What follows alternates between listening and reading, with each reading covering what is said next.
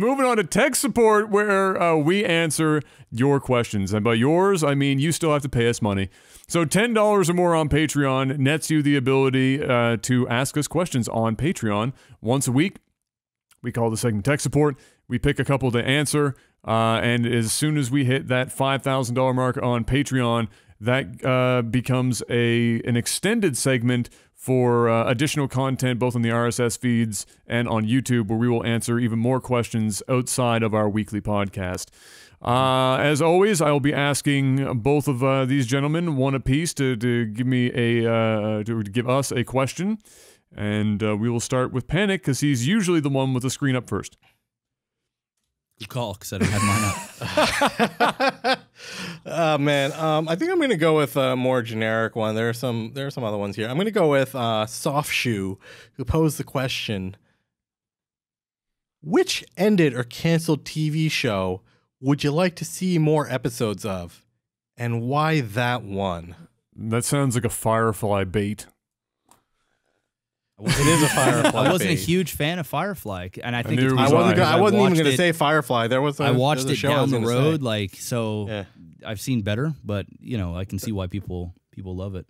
I'll let you guys go. I'll let you guys go first because I know I have one, but there's another one I'm trying to think of. So if you guys have something, I'll let you guys go first. There was a show on NBC called Life. It had Damian Lewis. He's in the home front. But like he was pretty much like a cop that was framed. He went to jail. They found out, like they all solved it. He ended up getting like a huge, massive settlement from the city and becoming like rich. And then he part of it was he wanted his dignity back. He wanted his like name cleared, and he wanted his rank and title and everything restored at the NYPD. So he like became a cop again. And it was actually like it was one of those standard procedural shows, but it was just very unique and well done at the time. I kind of wish they didn't cancel it so unceremoniously. But that's my show. I've never seen it, so I can't really chime in. Sounds cool. It was on Netflix periodically. Oh man, it's tough because I would say True Detective, but it's still on. But I would want True Detective with the same. We just pretend. We pretend that number 2 didn't happen, and rumor is that they are coming back for the 3rd season, which is going to revolve around them. So. I don't know, but I can't say that because it's still on the air. That'd be cheating. Season one was so fucking good. It's like the best. It's some of the best TV. Best I've TV. ever seen. I think it's. I personally, it's my top TV. It's top 3. It's definitely top 3 of all time. Yeah. For just that season. I'm gonna go ahead and say, man, killing me here, bro. I've got one that I'm not concerned about either of you guys coming up with. All right, go ahead and say it. Go ahead and say it because I need another minute. All right, so the first one that I'd love to see, Freaks and Geeks, which is a throwback and 3/4. That's a great one. That only had one season. And it was a really fucking good show, and it boggles my mind that show got canceled after one season. I'm sure there's a reason for it. I don't know what it is. I don't care what it is. I want more Freaks and Geeks in my life. Unfortunately, we're 30 years past the point where that would make any sense, but Freaks and Geeks was fucking awesome, and I remember watching it, finding it on Netflix, watching it, and when I got to the end and found out that there was no second season or no follow-up, I was rough. Freaking salty. I imagine I was as salty as all the Firefly folks out there were with how that show got canned. But Freaks and Geeks, absolutely incredible. That was pretty good. The one that I'm going to say is also a bit of a cheat, but I'll give some reasoning for it. Arrested Development. Arrested Development is my favorite TV comedy of all time, outside of Whose Line Is It Anyway, which is a sketch comedy, so it's not quite the same thing. Arrested Development is probably some of the smartest TV comedy to have ever existed. So funny. It was when Michael Cera was still acceptable because he hadn't played that exact same role in 150,000 other places. And it got weird. As fun as it was when Fox told them that it was game over and they started breaking the fourth wall and like shitting on Fox in the episodes, it was absolutely incredible. But I would have, it would have been just as nice to be able to have them continue that show without that happening. because when they came back years later and did the Netflix thing, it wasn't the same. You fall out of step. You can tell they were trying to do the nostalgia thing again. Exactly. And I feel like if it was just run its course naturally, it would have been much better. And I still think some of the funniest TV that's ever been done is Arrested Development, without question. Yeah. Well, I'm still sticking to my guns about True Detective because season 2 just doesn't exist. But if I have to choose one that is no longer on air, and some people, it's tough between two, and I'm gonna get flack for either one that I say. I was gonna say Breaking Bad, but I don't want to see any more. I want to see more of it because I loved it so much, but they ended it right at the right time, and they may have even dragged it. I think too long. I was gonna say one season less would have been good. I don't even think one season. I think like half a season. Yeah, maybe. Yeah. I think there was part of a season that I just didn't like. It wasn't even the last season, but some of it was just kind of dragged on. But if I had to choose, and I know that there's people out here that are probably going to shit on me, and I'm only saying this because I'm backed in a corner and I haven't had a whole lot of time to think about this. Yeah. I'm going to say Lost. Now, the reason why I'm saying Lost is I know the show went on for a long time. I know the ending was a shit show. But I would love to see not the same characters, but I would like to see the same concept. Call it Lost, but with totally different characters and a totally different setting. There's something about you want to the experience. The experience that I had watching Lost was amazing. And I didn't watch it when my ex-girlfriend and her parents used to watch it like every week. It was like a religion to them, like us with Game of Thrones. And that was the Game of Thrones of like 20 years ago. It was just the show. It was. Was that a Bruckheimer? Was that a Bruckheimer production? I'm not sure. I have no idea. But it was the Game of Thrones of its time. Yeah. And I never got into it. So I got into it after everything was done. And I remember binge watching it, and it serviced itself well for binge watching because at the end of every episode, it was one of the first shows I binge it was a cliffhanger. It was the very first show I ever binged, period. Yeah. And it was perfect. There were so many episodes, it just developed. Now, if I was watching it on a week-to-week basis, man, I think it would actually nuts. It would drive me crazy. It would amplify the experience. I can see why people couldn't wait for the shit to happen.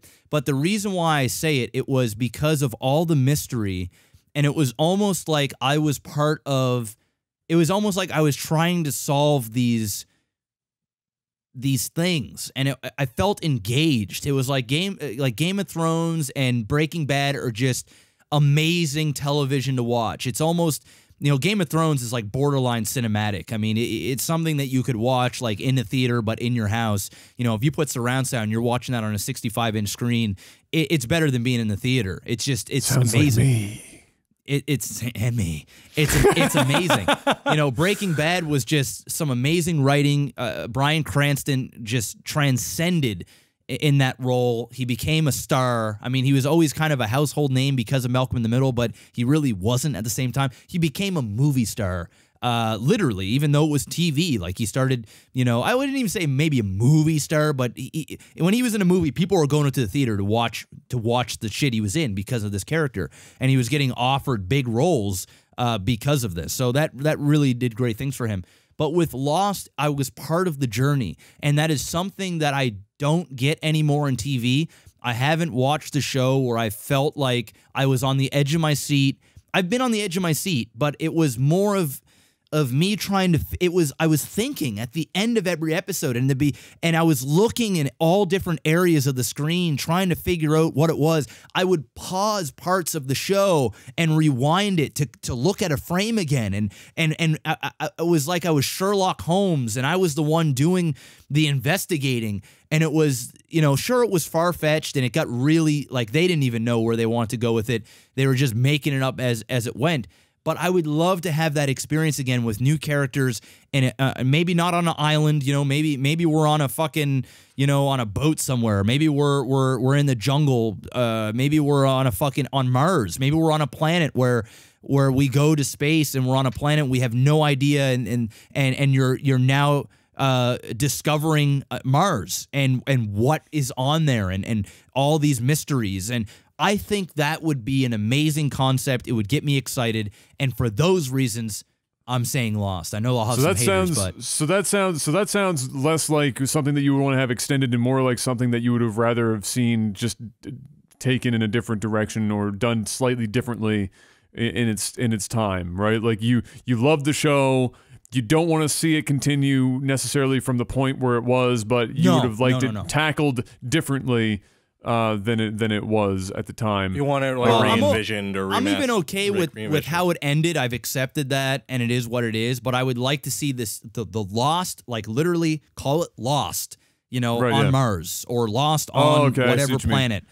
And have a new set of characters and a new mysteries and be gone. I mean, in the same vein, then I'll pose this just because this is, I don't give a fuck how long this has gone at this point. This is a sick podcast. This is the greatest podcast we've ever fucking done, boys. Except for the fact that everything fell apart twice, but that's okay. We're gonna fucking let that go. I'm gonna expand on this a little bit, because you piqued my interest, Jeff. Are there concepts or are there things that haven't hit the small screen yet that you would love to see be a TV show? And would you like it to be like a regular TV show? Would you like it to be a Netflix special? Because there's different ways of doing TV now, right? So are there things? I've already mentioned this. I've mentioned this before, and we can make it a topic. Obviously not next week because we have a big movie list to go through. Like that's gonna be a big fucking chunk.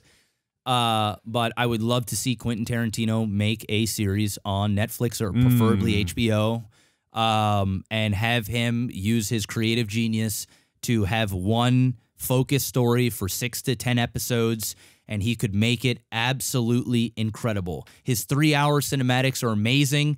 To certain people that aren't into his dialogue and stuff, they do seem a little long and maybe boring to some people. But to people like me that really enjoy filmmaking, not only cinematography, not only screenwriting, acting, everything, Quentin Tarantino embodies everything that I love about filmmaking, and he just...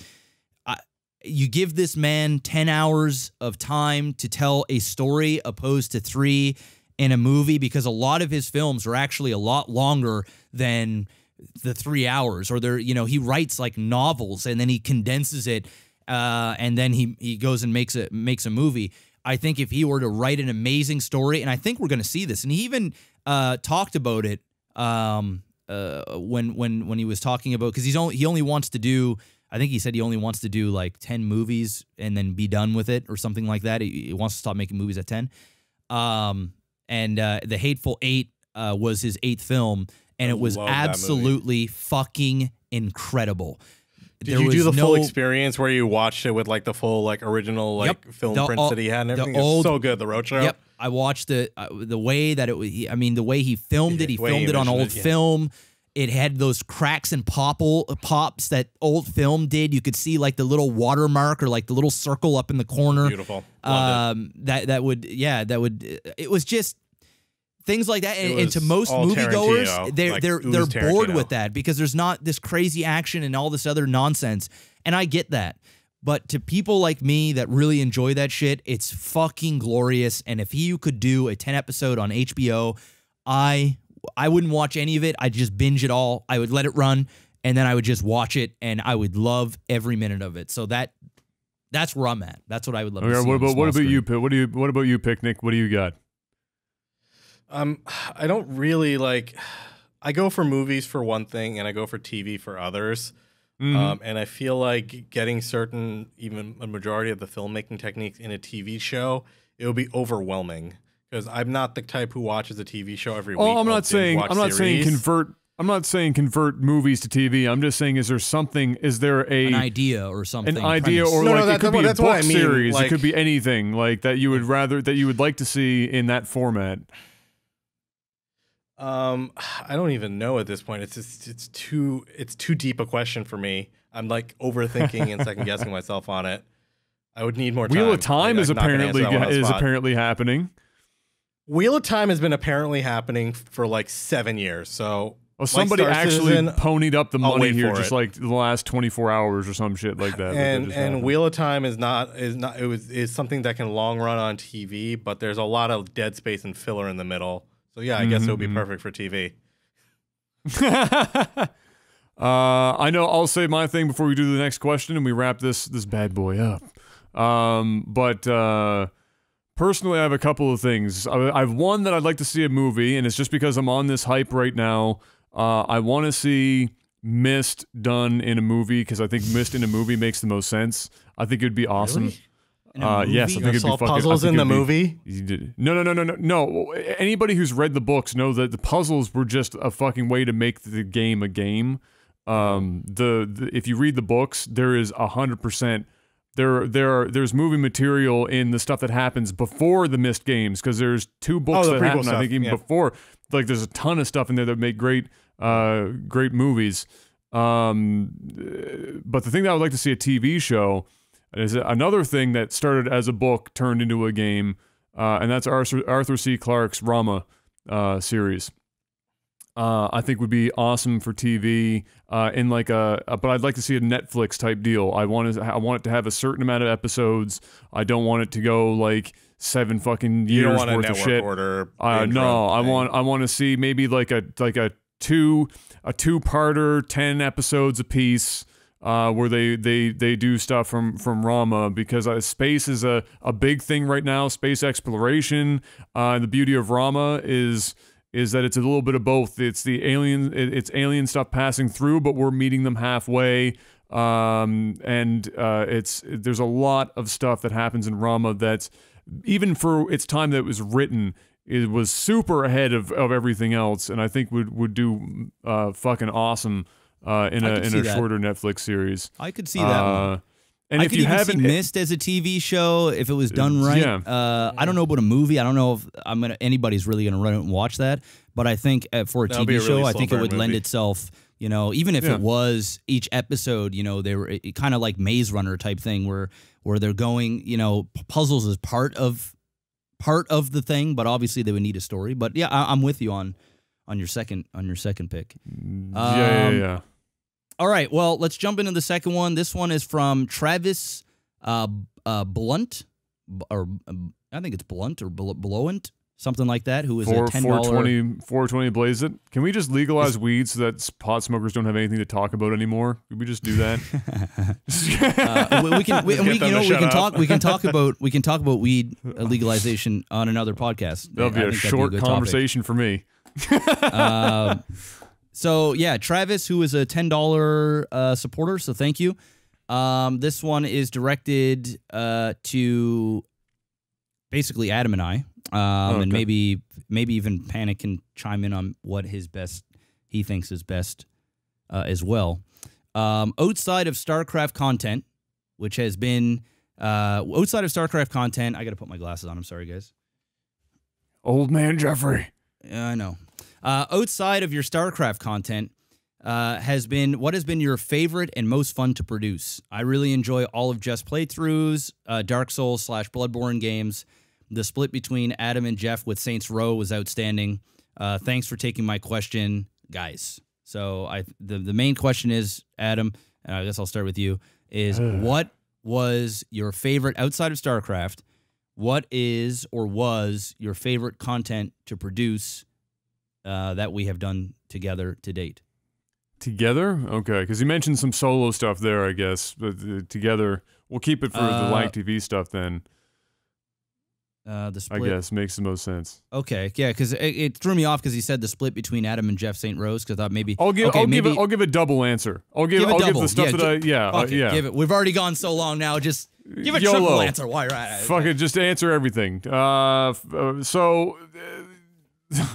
For LAGTV, I guess if I had to pick something that wasn't StarCraft, the favorite content I did, I mean, I enjoyed doing pretty much any of the co-op stuff that we did.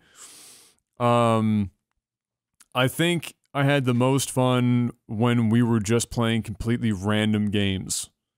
It wasn't like it certainly. I had fun with Minecraft. I had, I had the shit fun with Resident Evil 5, where it was just one of the shittiest games of all time. Yeah. Whatever. But when we were just playing completely random nonsense, I think I had the most fun with that. I think the most fun I had with us two doing anything in the same room was you playing through Shadow of the Colossus, because I just laughed so fucking hard. That was a fun night. we can thank the Taker for a rip there, bud meme for the good laughs on that one. That was a fun night, and that was like that was fun. That was like us.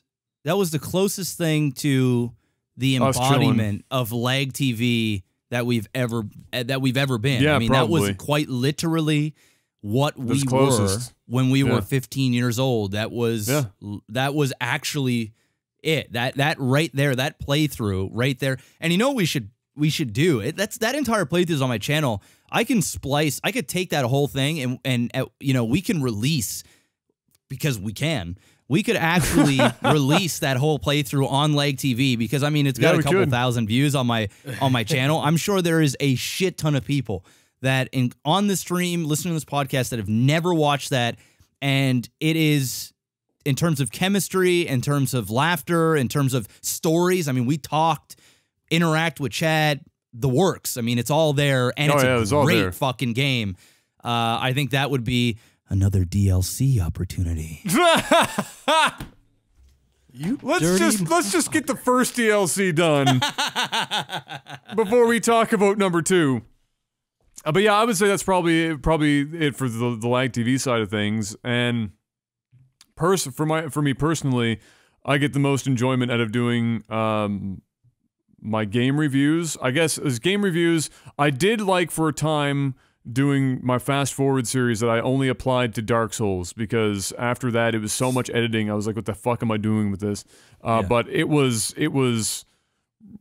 did very well and people really enjoyed it, so that was fun. But my reviews that I still do now, hashtag sellout, go on over to warcouncil.tv, where I post all my written and video reviews, and they're pretty fucking fire. I have to say, it's one of the few things that I will blow smoke up my own ass for, is that my reviews are pretty good. So those I have a lot of fun with, because it's going back to what I did before LAGTV existed. That was literally what I was doing for online content before the day Jeff walked in the door and said, let's do YouTube. It was me reviewing video games. So it allows me to do that, and people support it. It gives me stuff on GameWisp. There are people that say, hey, I want to see you review games, so here, take some money and then get the reviews out, and then I'll decide whether or not I'm going to buy the game based on whether or not you think it's good. So it's nice to have a crossover, something that I enjoy doing and the community enjoys, and are willing to support me with. So that's probably my favorite solo endeavor. But what about you, Mr. Black? My favorite thing that we've ever done outside of StarCraft, of course, trumps it. I mean, the StarCraft is the GOAT. The whole when cheese fails shit is just, obviously, that's number 1. But since we're doing it outside of number 1, I'm going to go and say the podcast. This right here. Oh, shit. I didn't even think about that. That didn't even cross my mind to include this, because we're in the middle of doing it right now. But yeah, that's very true. This right here is by far the most enjoyable. The only structure that I have in my life right now is Friday at 8 p.m. Eastern. It's one of the few things that we commit to with no excuses. And of course, Panic is here as well. There's the 3 of us, but obviously this stemmed off of what we've managed to accomplish for the last 6 years. This by far is the show for me. I've always wanted to be able to talk about whatever without the constraint, and we've always done it. But yeah. I've always wanted to do it in now this structure. kind of format. I want to be able to argue with you like I did earlier. I want to be able to, laugh. I want to be able to, get mad. I want to be able, I want all those because it's real. It's not scripted. It's not prepared. I mean, we have a little bulletin on what we want to talk about, but it's freeing. I guess that's the best way I can put it. There's no, and the best part about it all is that it's being supported, which is reinforcement that, we are doing something right. We're on the right track. And that's probably my favorite thing. And I can, if this grows to be something bigger or if it doesn't, but if it does grow to be something bigger and it does become more of a full-time thing, which I think would be a dream. It'd be awesome, yeah. I think that this would even trump what we did in StarCraft. I think the only thing with StarCraft that this doesn't have is StarCraft, and it's much longer. Obviously, there's a lot more history there because it's years opposed to going on 2 months. But I think that this has the ability to be able to even surpass that sort of thing. But it's one foot at a time. So yeah, that would definitely be my pick. Of course, we've had some memorable things. The Mario Kart thing was a lot of fun trolling you, and that was great. Fucking good Choco laughs, Mountain. And it was great. It was a lot of fun. We've done things like Minecraft, but I mean even Minecraft got old for us, and we kind of phoned it in for a while, and those things. But things like this is like something that can always be fresh, and there's always things to debate, and there's always things to talk about. So this is definitely number one. In terms for me on content that I've done personally, it's a toss-up. I'm going to kind of throw it into them being the same. My favorite content to produce, or not even to I think even to produce, would be my movie reviews. Movie reviews for me, I also think I'm pretty good at doing it. I know a lot more about movies than I do video games. Even though I do play video games for a living, you would think that my second job or my main job would be like a movie critic.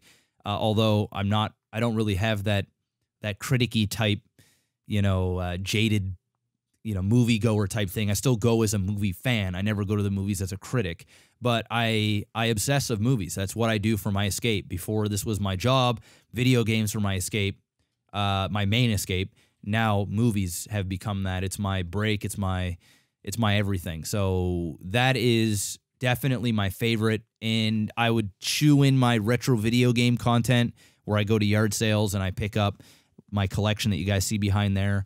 I really enjoy the high of that. The reason why I'm not going to put that one in front is because with collecting video games, it is very time consuming, and you do have to put in a lot of work and you have to deal with a lot of dummies, which can be, a pain in the ass. Buying things on, Facebook or Kijiji or Craigslist, it's just a fucking nightmare. If it wasn't for that, that would it. But the movie reviews is definitely it. In the perfect world, I've been doing this for a long time.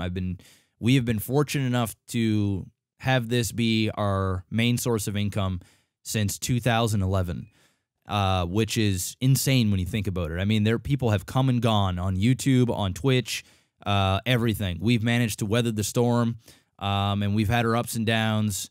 And when you really think about it, we're kind of in a down right now in terms of revenue and things like that. But we're in an up in terms of content creation and the ability to grow and the excitement of where things are going. We're in the right direction for the first time in a long time. But my main dream would be that I could do this once or twice a week, do my movie reviews without worrying about how much money I'm losing out on streaming, because doing a movie review requires to go see the movie. You have to get the review out Friday because that's when people are, even preferably Thursday night, go see a late show and then get it out because that's when people are going to search for the reviews, and that's when they get a lot of your views and your new subscribers and stuff. But to be able to do that content without worrying about taking a full day off and how much money you're going to lose out, a day of streaming can total a lot of money if you're just going to go make a YouTube video that's going to get 5,000 to 10,000 views and you'll make $10. I mean, it's just insane. But the dream would be to do this, to do my movie reviews once a week, maybe twice a week, and then stream, 30 to 40 hours and not have to worry about anything. That would be the ultimate dream. And all those sort of things change. I'm sure Adam feels the same way if he could do reviews and really get paid for it. Yeah, you have support and people do enjoy it, but to really have that kind of take the forefront on things that you really enjoy doing. Now, I love streaming. I fucking love doing those things, but we've been doing them for a long time, and to be able to have the option to still support yourself, further yourself financially, but also do the content that you love, that would be the dream. That would be the dream. Cater to the fans and then cater to yourself would be the ultimate dream. And I think that this right here, Panic just got to go to the door. Someone's at his house. I was going to say is like Panic's ultimate dream right now is to go relieve himself in the washroom. No, somebody said he'd ring the doorbell. Oh, but that would be the dream. And Adam and I talked about it quite a few times. There's a lot of pressure with doing things the way that we do now, and I'm not complaining about it. I'm rewarded very, very greatly.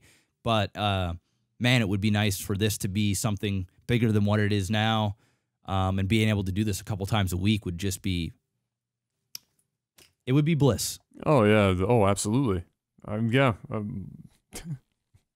Off topic, but absolutely, yeah. That'd be ideal. I mean, I always wanted to be able to work in the game industry, and make money doing it, and so that would be the way to go. You like doing your reviews for movies. I like doing it for games, and live streaming is awesome because you get to spend time with the community and be not one-on-one, but you get to be more interacting with people on a daily basis, and yeah, there's nothing like that. It's amazing, yeah. No, there's nothing like that. So it's awesome, and it would be incredible to be able to continue doing that.